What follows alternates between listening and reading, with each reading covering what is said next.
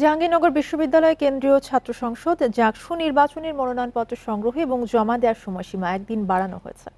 সোমবার রাতে জাকসু নির্বাচন কমিশনের জরুরি বৈঠকে এই সিদ্ধান্ত হয়। এ নিয়ে আলোচনা করতে আমাদের সাথে যুক্ত হয়েছেন জাহাঙ্গীরনগর বিশ্ববিদ্যালয় কেন্দ্রীয় ছাত্র সংসদের ভিপি পদপ্রার্থী আব্দুল গাফফার। আপনাকে স্বাগত জানাচ্ছি ইন্ডিপেন্ডেন্ট সংবাদে। এবং শুরুতেই যেটা জানতে চাইবো যে জাকসু নির্বাচনে লেভেল প্লেইং ফিল্ড তৈরি করতে পেরেছে কি প্রশাসন?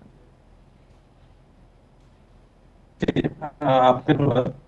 আসলে আমাদের সাধারণ শিক্ষার্থীদের মানে গঠন করতে আমরা পারিনি যে সিস্টেম আপনাদের একটি সুনির্বাচন করেছে।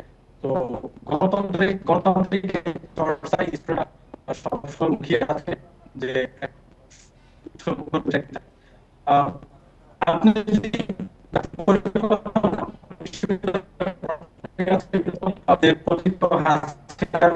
ছাত্রলীগ বা হাসিনার ভ্যানগার্ড খ্যাত যে ছাত্রলীগ যারা সরাসরি হামলার সাথে জড়িত না, তৈরি করেছেন তারা এখনো হলে অবস্থান করছে। তারপরে এখনো কিছু কিছু